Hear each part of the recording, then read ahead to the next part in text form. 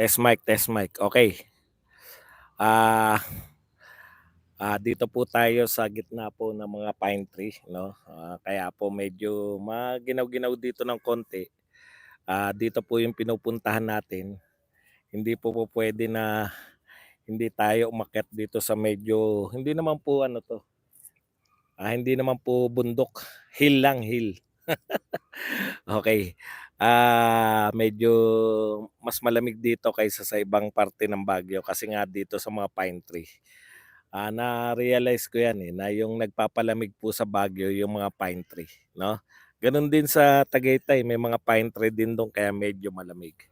Okay, pag-usapan po natin na Fighter of the Year po, ng Ring Magazine itong si Naoya Inoue at tsaka siyempre, mukhang, malapit-lapit na po sa katotohanan na mapalaban ang susunod po kung sana matuloy na 'no, ang susunod po na laban ni Cuadras hopefully, matuloy po yung, mandatory fight.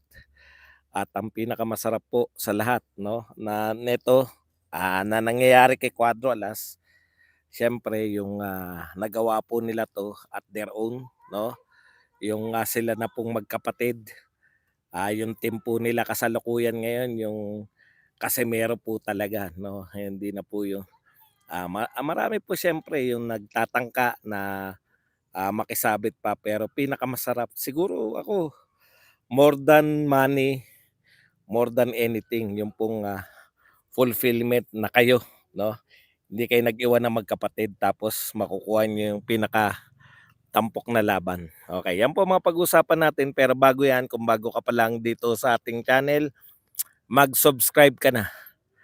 Dahil ito lang ang tanging channel na may kinikilingan, may pinapanigan, una sa balita, huli sa impormasyon, kaya ano pang hinihintay nyo? Pindot na, pindot. Nagkamali pa ng sarili. Okay, pag-usapan po natin 'no, congratulations po muna kay Naoya Inoue.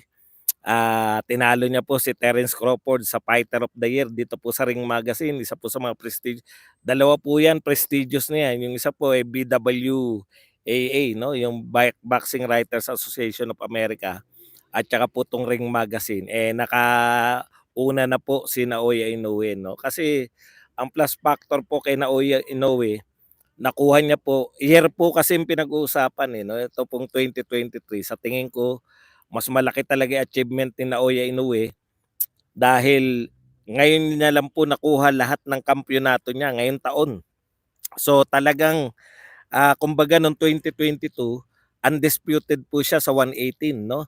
Ngayon po sa 122 division niya, ngayon niya lang po nakuha pareho 'no, yung lahat po ng titulo nakuha niya po ngayong taon. Kaya po talagang karapat-dapat naman para sa akin na si Naoya Inoue, deserve niya kaysa kay Terence Crawford na, isang beses lang po lumaban ngayong taon kay Spence, alam naman po natin compare po sa mga nakalaban ni Naoya Inoue na, champions in their prime, si Errol Spence po ay, talaga namang, spent na 'no. Buhat po Errol Spence hindi na po siya yung Errol Spence na kilala natin. Buhat po siya na-involve dun sa, malupit na aksidente. So muli congratulations, kaya sumasarap po lalo, 'no. Alam niyo para ko na nakinikinita 'pag tinalo ni Cuadro Alas 'no, 'pag tinalo ni Cuadro Alas si Naoya Inoue talagang hindi na po pupuwedeng hindi siya mapasok sa pound for pound 'no. Napakalaki po nito tapos, parang, nakinikinita ko po kung gaano kalaki yung, puwedeng sapitin pa ng career ni Cuadrolas. Talagang konting tiyaga na lang po 'no, hopefully yung, nag-uusap nga kami ni Kuya Lods for the first time ngayon lang po kami nagme-message-yan kami pero eto parang ano, 'no, hopefully, yung susunod na laban, eto po, parang 'pag eto po natupad tapos nagkaroon ng, hopefully mandatory yung sumunod na laban 'no, ni Cuadro Alas. malaki naman po yung posibilidad na mag-mandatory si Quadrolas. Talagang inaabangan na rin po talaga naman sa Japan, wag na po tayo magbulahan 'no. Ang Pilipino po pinakasikat na foreign boxer sa Japan ngayon si Quadrolas 'no.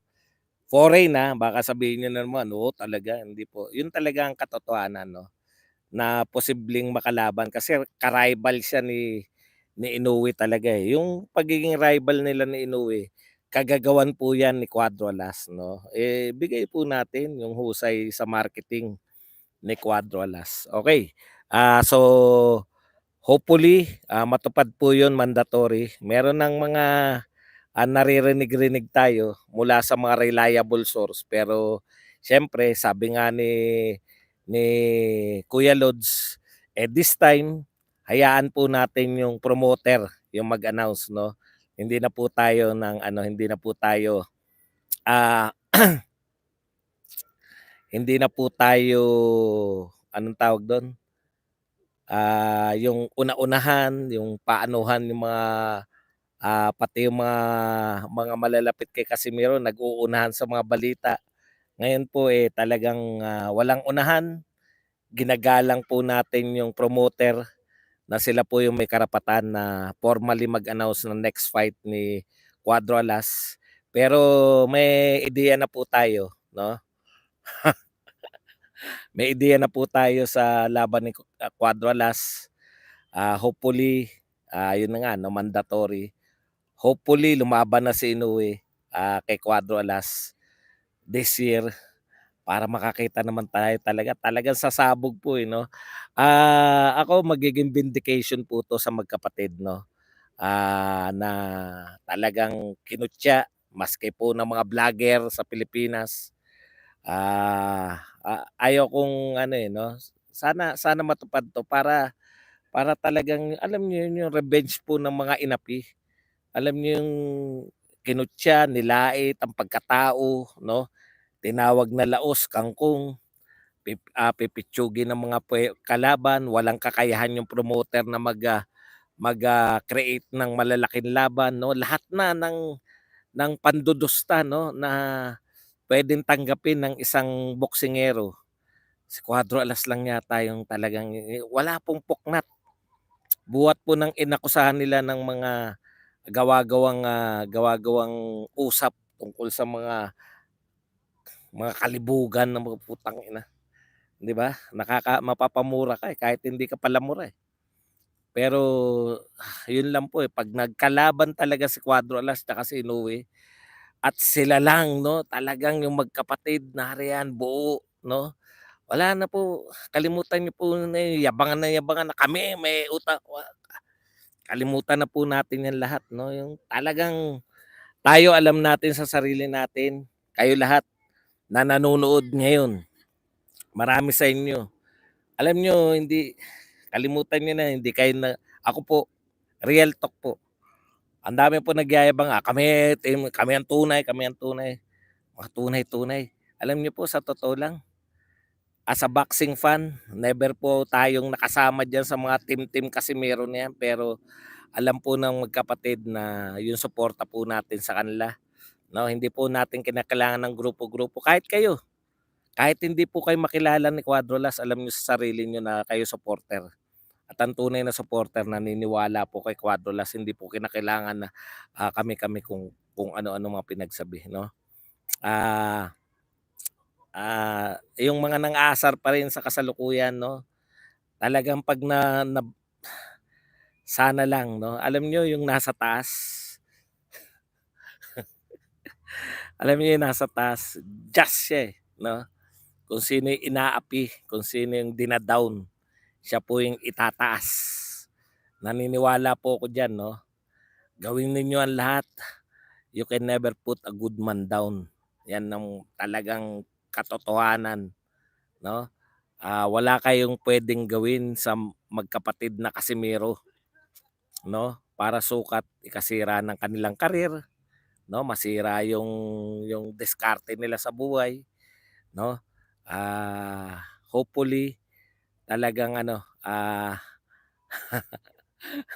hopefully talaga na mapagbigyan tayo. Lahat ng panalangin natin, lahat.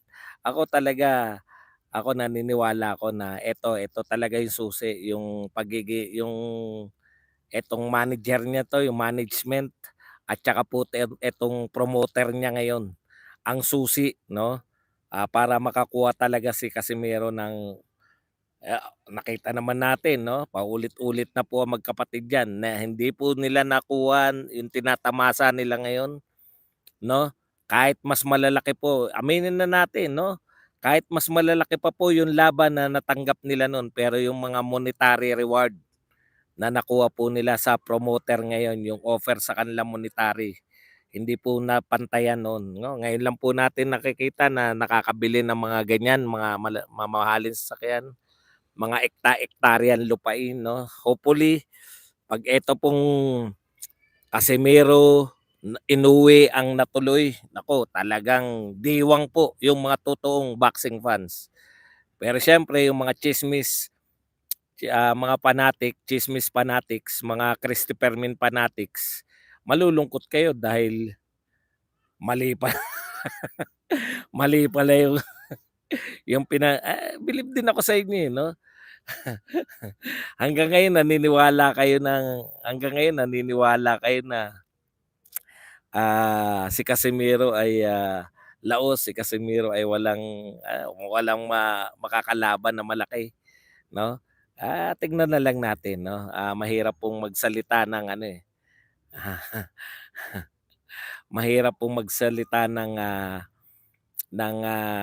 nag-aangas ka ng wala pa, eh. Darating tayo diyan, makikita niyo gigil na ako mag-angas ng anong sinasabi niyong walang kakayahan na ang kanyang promoter, 'di ba? Talagang ganyan ang buhay. So, yung pangmamaliit, yung ano na, hindi palitan-palitan. Yung mga nagsasalita niyan, yung mga nangmamaliit kay Cuadrolas, kay Jason, darating din ang araw na mapapatahimik namin kayo, 'no? Sana dumating yung araw na yun na, tayong lahat magdidiwang dahil, mapapalaban na si Cuadrolas sa kanyang rival. Actually siya lang naman talaga yung rival, eh. Iba po 'to 'no, kung yung dati wala pa namang promoter nun, eh, si Cuadrolas na ano, eh, 'di ba, manager lang. Ngayon po ang promoter ay Japanese, siguro naman hindi ipapahiya ng mga Hapon yung kapwa nila Hapon para lang pagbigyan yung ibang lahi, 'no, yun po yung pagkakaiba, eh. Okey, oo talagang mahaba-haba, marami kaming napag-usapan. Yung mga posibilidad na napakalapit sa katotohanan. Talagang lahat-lahat na pag-usapan namin, yung mga posibilidad. Pero siyempre hindi tayo mangunguna, hindi naman tayo nagpapatiuna. Hindi ko na po kinakailangan na ano, na magpatiuna-patiuna. Hindi po natin sabi ko nga sa inyo, una sa balita, huli sa impormasyon. Okey lang po sa akin 'yan. Basta tayo, tapos hindi tayo miyembro ng kahit na anong team, okey lang din po 'yan. Wala tayong grupo, okey lang din 'yan. Basta importante alam natin kung hanggang saan lang tayo. Kung boxing fan lang tayo, boxing fan lang, putya yung iba sa atin mas marunong pa, eh. Mas magaling pa sa mga boxer, mas magaling pa sa mga trainer, mas magaling pa sa lahat, mas magaling pa sa promoter. Tanungin mo naman kung ano ang background sa boxing. Kinakailangan ba ng background para maging magaling?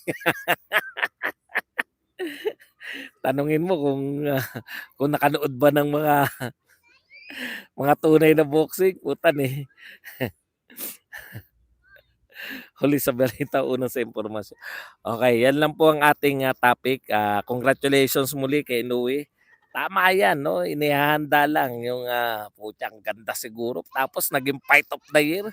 Alam mo yun, yung babagsak si Inoue tapos babangon, tapos magsusuntukan, hindi niya kayang pabagsakin si Cuadrolas, talagang natiti ako sa inyo, eh.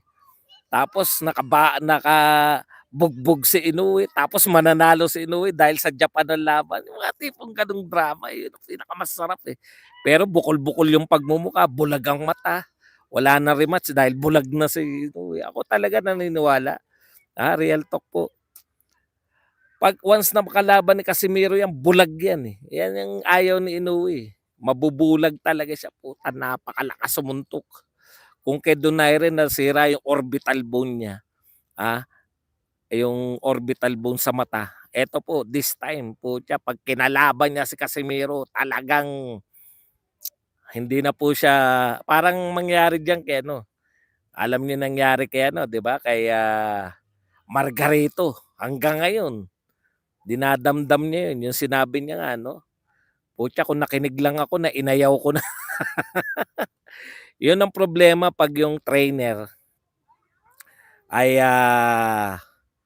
hindi niya ano yung ano, eh, yung talagang gusto na isuko ng trainer pero mas marunong pa yung boxer, eh, 'di ba?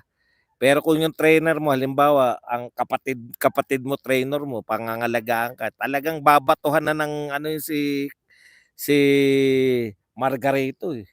Eh, kita niyo po ngayon 'no, sising-sisi po siya ngayon. Yung pagkabulag ng mata niya sising-sisi. Puwede naman sanang maiwasan yun noon.